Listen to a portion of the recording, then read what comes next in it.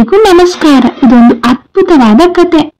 Doctor APJ Abdul Kalam ಅವರನ್ನು ಈ ಸ್ಪರ್ಧಾತ್ಮಕ ಯುಗದ ಬಗ್ಗೆ ಒಂದು ಮಾತನ್ನ ಹೇಳಿ ಅಂತ ಹೇಳ್ಬಿಟ್ಟು ವಿದ್ಯಾರ್ಥಿಗಳು ಕೇಳಿದಾಗ ಅವರು ಯಾವ ರೀತಿ ಉತ್ತರ ಕೊಡ್ತಾರೆ ಅಂತ ಹೇಳ್ಬಿಟ್ಟು ನೋಡೋಣ. ಈ ಕಾಂಪಿಟೇಟಿವ್ ಯುಗದಲ್ಲಿ ಒಬ್ಬರು ಮೇಲೆ ಬರ್ಬೇಕಾದ್ರೆ ಮತ್ತೊಬ್ಬರನ್ನು ತುಳಿದು ಅಥವಾ ಸೋಲಿಸಿ ಮೇಲೆ ಬರಬೇಕು ಅನ್ನೋ ಸನ್ನಿವೇಶನೇ ಹೆಚ್ಚು ಅಂತ ಈ ಸಂದರ್ಭದಲ್ಲಿ ನಮ್ಮ ಮನೋಭಾವ ಹೇಗಿರಬೇಕು ಅಂತ ಡಾಕ್ಟರ್ APJ ಅಬ್ದುಲ್ ಕಲಾಂ ಅವರು ಹೇಳಿದ್ದು ಹೀಗೆ.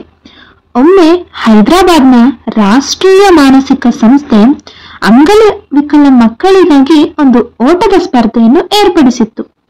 ಆ 100 ಮೀಟರ್ ಓಟದ ಸ್ಪರ್ಧೆಯಲ್ಲಿ 9 ಜನ ಅಂಗವಿಕಲ ಮಕ್ಕಳು ಭಾಗವಹಿಸಿದ್ದರು.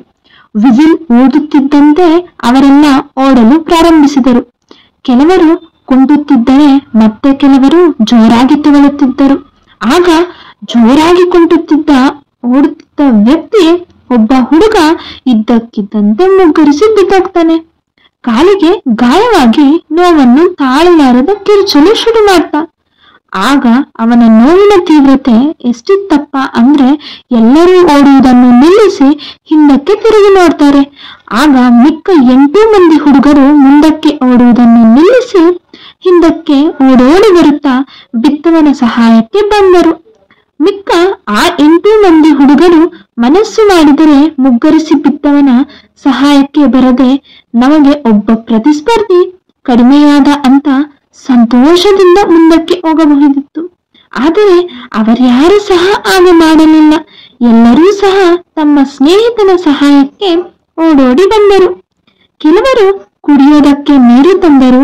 ಮತ್ತೆ ಕೆಲವರು ಗಾಯವನ್ನು ತಮ್ಮ ಬಟ್ಟೆಯಿಂದ ಒರೆಸಿದರು. ಮತ್ತೆ ಕೆಲವರು ಅವರ ಕಣ್ಣೀರೊರೆಸಿ ಸಮಾಧಾನ ಮಾಡಿ ನೀರನ್ನು ಕುಡಿಸಿದರು.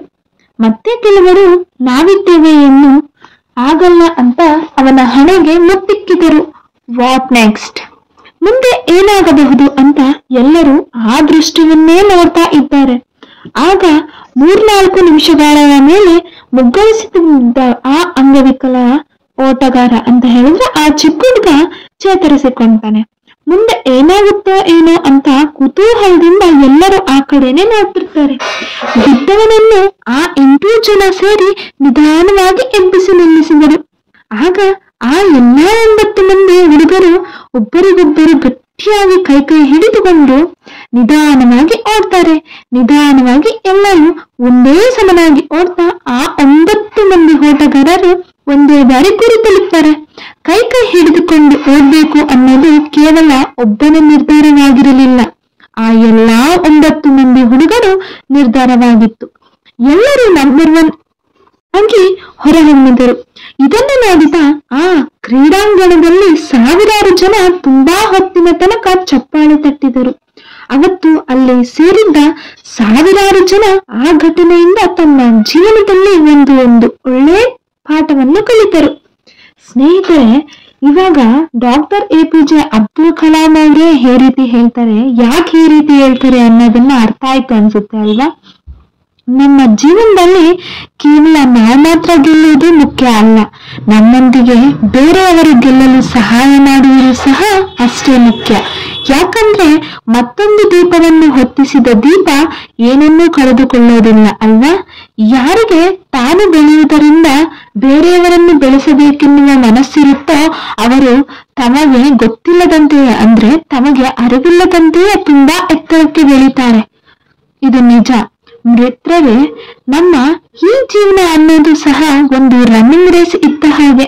ಜೀವನದಲ್ಲಿ ಕೇವಲ ನಾವಷ್ಟೇ ಗೆಲ್ಲುವುದು ಮುಖ್ಯವಲ್ಲ, ನಮ್ಮ ಜೊತೆ ಓಡಾಡೋದಕ್ಕೆ ಆಗದೆ ಬಿದ್ದವರನ್ನು ಮೇಲಕ್ಕೆತ್ತುವುದು ಮತ್ತು ಅವರ ನೋವನ್ನು ನಾವು ಹಂಚಿಕೊಳ್ಳುವುದು, ಅವರಿಗೆ ಸಮಾಧಾನ ಹೇಳುವುದು ಸಹ ತುಂಬಾನೇ ಮುಖ್ಯ. ಆಗ ಮಾತ್ರ ನಾವು ನಿಜವಾದ ಮನುಷ್ಯರಾಗ್ತೀವಿ. ಏನಂತೀರಾ? ಈ ಕಥೆ ನಿಮ್ಗೆ ಇಷ್ಟ ಆಗಿದೆ ಅಂತ ಹೇಳ್ಬಿಟ್ಟು ತಿನ್ಕೋತೀನಿ ನಾನು. ಈ ಕಥೆ ಅರ್ಥ ಆಗಿದೆಯಲ್ವಾ? ನಮ್ಮ ಆತ್ಮಸಾಕ್ಷಿಗೆ ಒಪ್ಪುವಂತೆ ಬದುಕುವುದೇ ತಪಸ್ಸು, ನಮ್ಮ ಅಹಂಕಾರವನ್ನು ಮಟ್ಟ ನಿಲ್ಲಿಸುವುದೇ ಯಶಸ್ಸು. ಹೇ ಮಾನವ, ನಿನ್ನ ನೋಡಿ ನಕ್ಕವರು ನಾಚುವಂತೆ ಬದುಕು ಅಂತ ಹೇಳ್ಬಿಟ್ಟು ಅಬ್ರಹಾಂ ಲಿಂಕನ್ ಅವರು ಹೇಳ್ತಾರೆ. ಏನ್ ಮಾತಲ್ವಾ? ಈ ಕತೆ ನಿಮ್ಗೆ ಇಷ್ಟ ಆಗಿದೆ ಅಂತ ಹೇಳ್ಬಿಟ್ಟು ಭಾವಿಸ್ತೀನಿ. ಇಷ್ಟ ಆಗಿದ್ರೆ ಒಂದು ಲೈಕ್ ಮಾಡಿಬಿಟ್ಟು ಸಬ್ಸ್ಕ್ರೈಬ್ ಮಾಡ್ಕೊಳ್ಳಿ ನಮ್ಮ ಚಾನೆಲ್ನ. ಧನ್ಯವಾದಗಳು.